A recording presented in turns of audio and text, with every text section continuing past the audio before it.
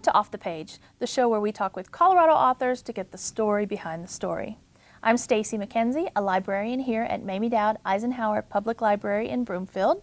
And today we have Barbara Stafford, author of Eclectic Entertaining. And she has brought some wonderful things for us to try. And we're going to talk to her about her beautiful cookbook. Barbara, thank you so much for being on the show. Thank you for having me, Stacy. Now, I have to ask, are you a full-time chef? No, I'm not. And I'm actually a home cook, mostly self-trained. I read a lot of cookbooks, magazines, have attended many cooking classes over the years. But my full-time job is actually dental hygiene. Okay. But when you think about it, they really go together because you need healthy teeth to enjoy good food, right? I like that. Yes, definitely. And more people need to go to the dentist and not be afraid of them. Exactly. Is that right? Exactly. That's where my psychology background comes in handy. Oh, that's so I've got the whole package. That is a great combination. That's marvelous. So what made you decide to write a cookbook, being a home cook and a dental hygienist? Well, I have to give my husband all of the credit or the blame. He encouraged me to write a cookbook after noticing at dinner party after dinner party, our friends kept asking for my menus, my recipes, because they clearly didn't have time to compile them themselves. So he said to me one day, "You're so good at this, you obviously have something to offer that other people want. Why don't you write a cookbook?" And my reaction was, "Really? I can do it. Anybody can do it." And he goes, "Well, apparently not. So I really think you should, but only if you want to." If you had that many people asking, I guess, do you go to a lot of dinner parties, or are you the one that throws the dinner parties? Both. Good, good. Barbara, it seems to me like people are throwing fewer and fewer dinner parties. Is it a dying art? Should we bring it back? I think it isn't done as much as it used to be done. I would like to see it being done more, and that's one reason I wrote the cookbook, to help people resurrect that lost art of throwing a dinner party, not be so intimidated by it, not be so intimidated by the whole act of putting together a menu, appetizers through desserts. I've done that for them to give them time to cook and prepare and have fun and set the atmosphere and enjoy setting your table, cutting the flowers, lighting the candles. But no, it isn't done as much as it used to be, and I really think people appreciate that home touch. When you bring someone into your home, you show that hospitality, that warmth. Maybe that's a good New Year's resolution for people to do more entertaining at home. I think that would be wonderful. So this book isn't just a cookbook. It really is about entertaining in general. What else besides cooking are you giving advice about? I'm giving little tips about leftovers. I am giving the entire grocery list. And if you are a techie, you can even scan the grocery list at the end of each chapter with the QR code that I provide. So that way you don't even have to copy the list down that I've provided. You can just go right on your tablet or your smartphone and off to the store you go. That is fabulous. What a great use of technology in your book. Thank you. Wonderful. Making it easy for people, because that's what people seem to really want. Isn't it easy? It is. And at the very end of the book, I actually have some helpful tips that I've come across over the years.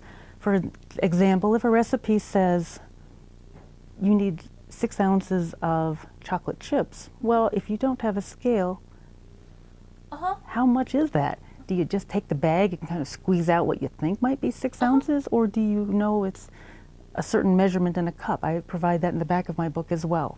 That is one of my pet peeves in recipes. Like, who has a scale all the time? Exactly. Fabulous. Barbara, where did you learn to cook?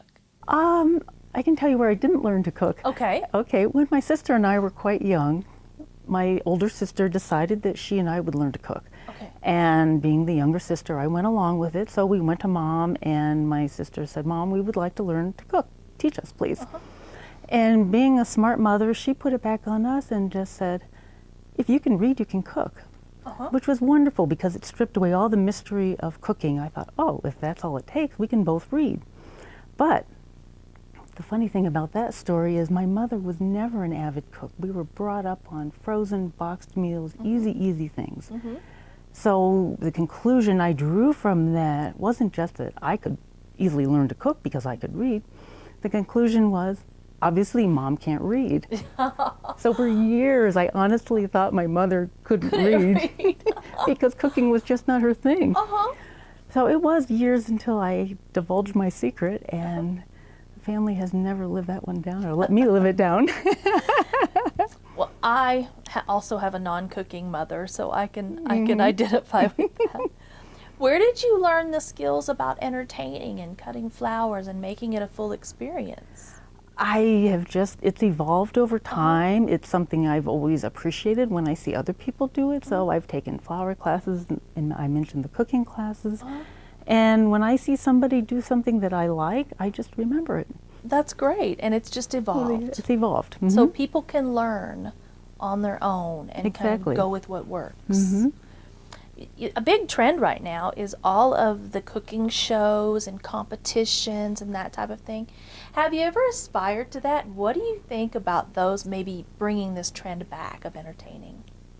The cooking shows, those are fun. I was encouraged last year to apply for a cooking show, and my husband and I flew to LA, and I didn't make the first cut, but I have to say it was a wonderful experience.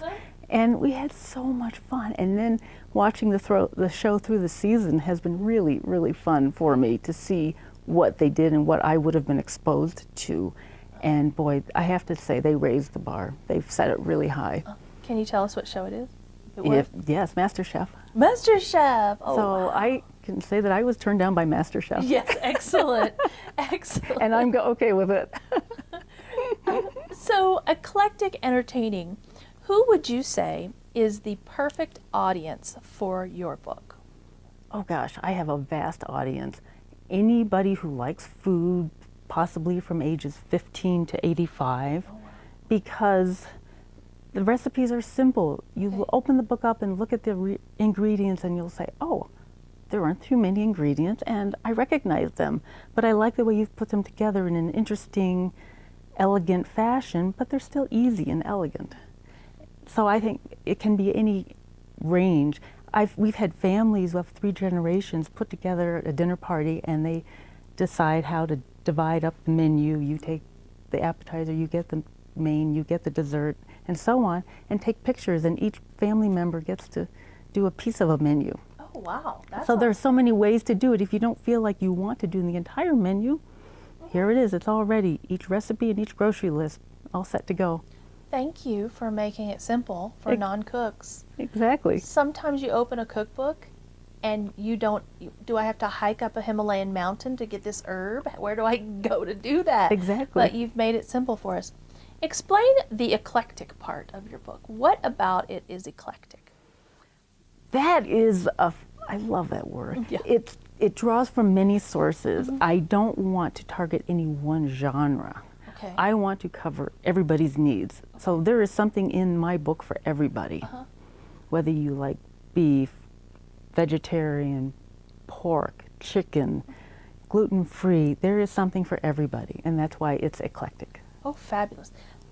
Give me a sample menu. If I were to come to a dinner party at your house, what might I have?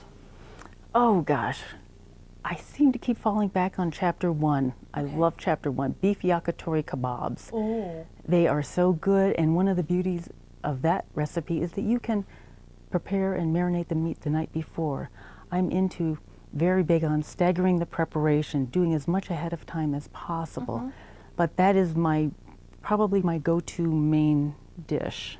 Another appetizer that I really love in there is my brie quesadilla recipe with peach salsa.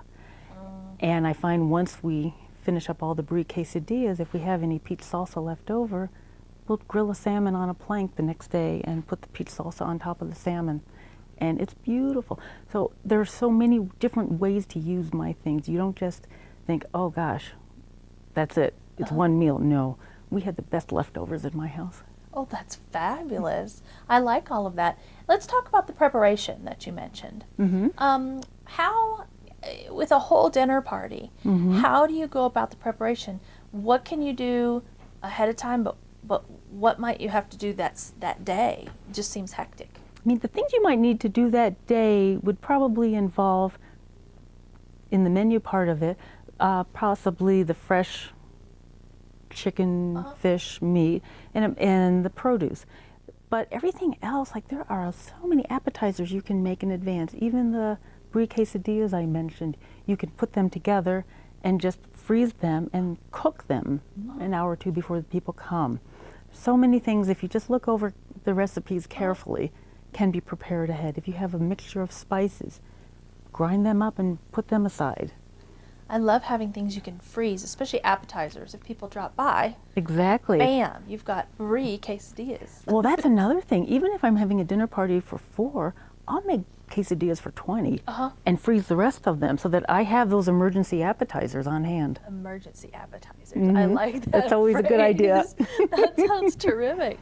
Well, I can't help but smell and notice that you have brought something for us today. Tell us about this recipe that you brought us today. Oh, this is a favorite.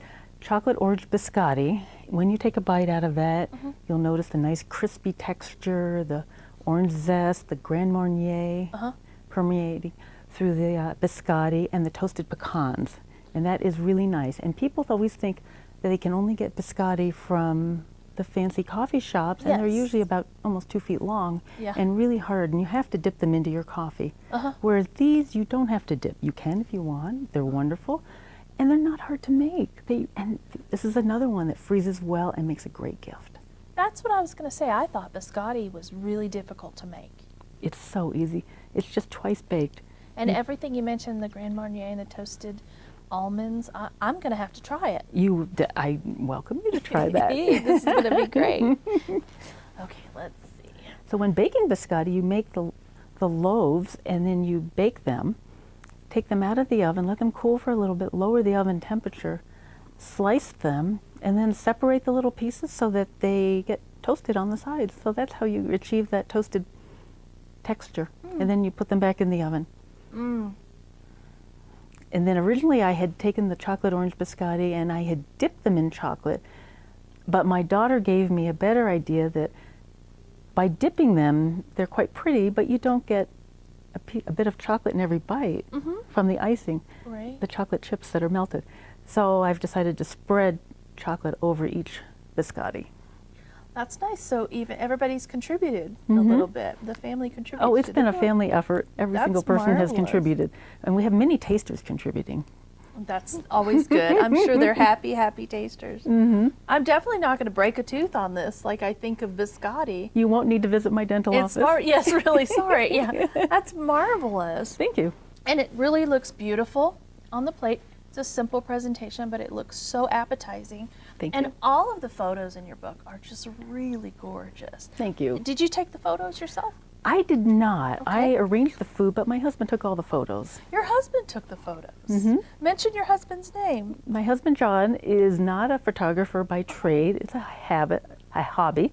And he enjoys that hobby, and we just made this a family project. Well, he is a professional photographer now because they are absolutely lovely. Thank you. And I wouldn't be surprised if he got calls to do some more photography work for other, especially foodies, food books. Well, I'm not sure if he'll have time. He's busy doing my second book right now. Ah, let's talk about your second book.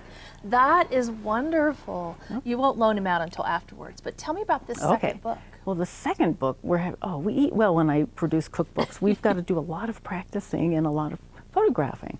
Okay, so the second book is going to be Eclectic Entertaining. We have to have that as the main title. And the subtitle will be Small Plates and Dainty Desserts. So I love small plates because when I go out to eat, I don't like to order a main course. I want to sample many things. So we quite often will order several appetizers and try them, and I just find it more interesting. So I thought, I like to entertain that way myself.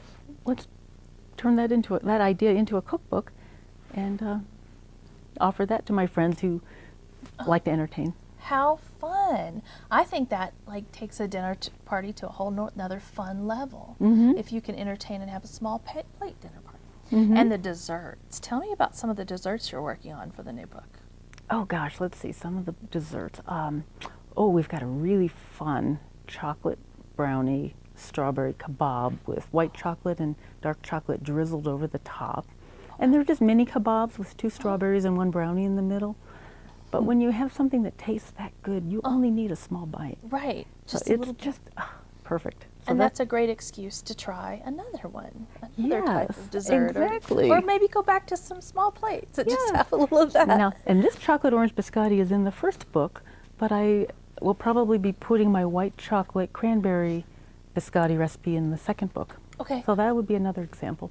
Marvelous. You actually offer YouTube videos too. Mhm.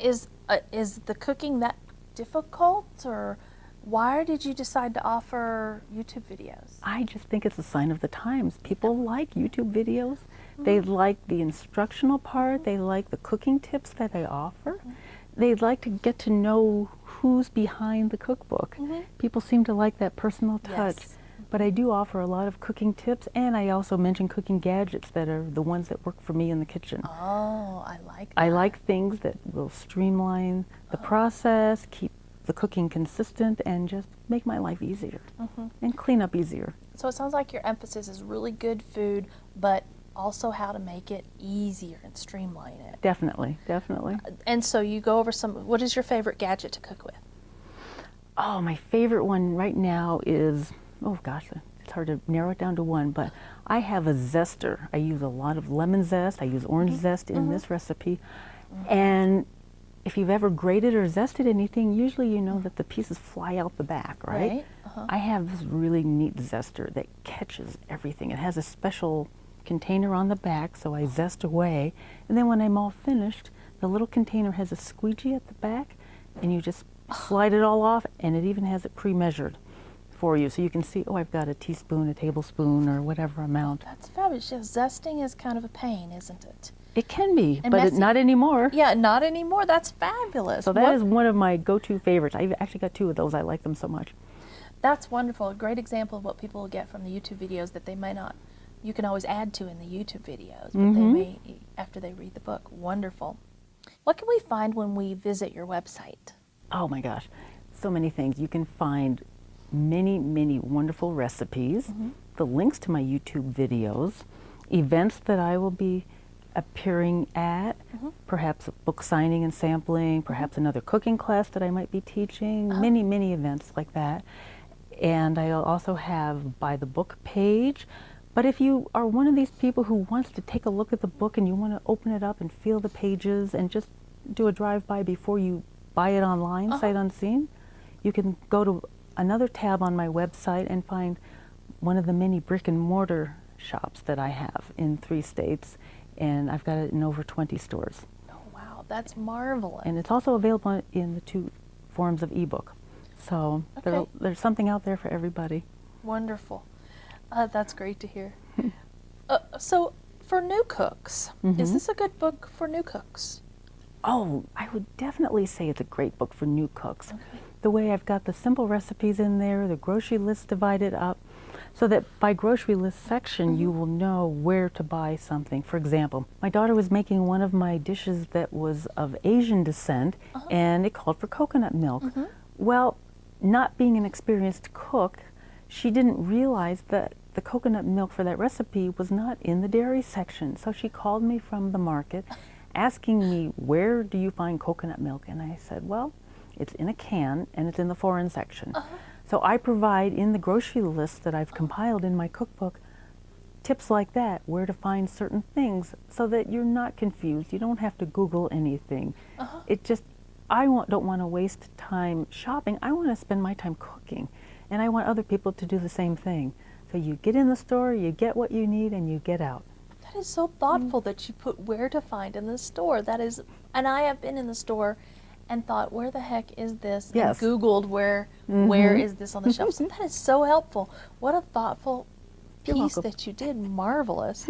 When you go talk to groups, do you do a cooking demonstration ever? Or what types of groups would you be willing to talk to about your book? Oh, I'd be willing to talk to anybody who'd listen. Quite often, I haven't done large group presentations. I've done the samplings and signings where I'm at a location for a certain length of time and people would come up to me and have a conversation. And I've also done several cooking classes where in one of my gourmet cooking store vendors, a privately owned shop down in Centennial, I've had classes where people sign up and they come and enjoy a meal, or they enjoy a taste, actually, not a meal, but I'll make several things and they get to enjoy a taste. And it's a fun night, and people sit around and talk and laugh, and we share ideas. And even though I give them a printout of all my recipes and all my tips, because I'm big on tips, if you haven't figured that one out already, we have a nice banter, and we go back and forth about, well, if I don't like cream cheese, could I use goat cheese? Or if I don't like this, or I'm allergic to that. And honestly, everybody will walk away with probably triple the recipes that I've got on the thing, just because of all the ideas that we've shared and we can bounced around. We can find those events on your website? On my website, right. Wonderful. Very website, important. Facebook. So give us a couple more tips, a couple more cooking tips that a lot of people struggle with. Well, okay, using a knife, a very nice sharp knife. I don't know how many of you like to sharpen knives, but it's not my favorite thing to do. So I want to keep that knife as sharp as I can, as long as I can. Once you're finished with your chopping, a very common habit for people is to just take that cutting board and the knife and slide the food on into the plate or the bowl, whatever you're using. What you really should do is flip that knife over and use the back side of it, not that carefully cut side, okay, sharpened cut side. You just want to slide it off with the back of the knife. That makes sense. So that's one thing. That's fabulous. Okay, give us one more. We have time one for more. Let me think. Okay, one of my favorite things, usually you'll find it on the end of a melon baller. You know what a melon baller utensil is? It's that jagged thing that no one knows what to do with. Yeah. That thing is wonderful for scooping out that icky brown part on the tomato, where the stem is. Okay, it's also great for hulling strawberries.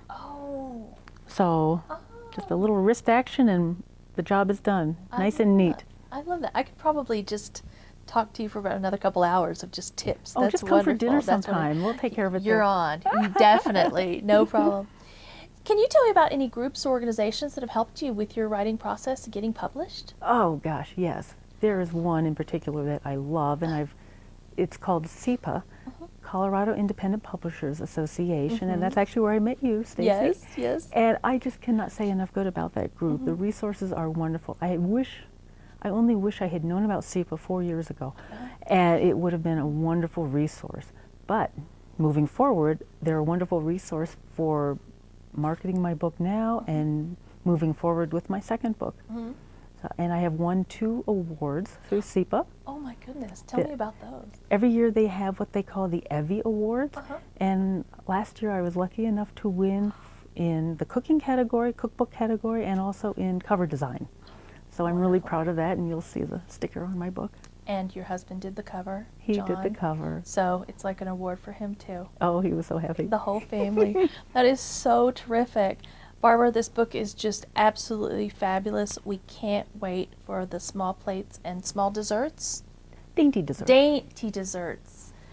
Small plates and dainty desserts. That sounds marvelous. And thank you for the wonderful biscotti. I'll be finishing some of that right after the show. Oh, please do. Thank you. We have to have you back on with your next book, so keep in touch. Oh, I think we can make that happen. You Thank bet. you very much, Stacy. I'd like to thank my author, Barbara Stafford, for being on the show today with her book, Eclectic Entertaining. Check your local library for the book that we talked about on today's show, and join us for more next time on Off the Page.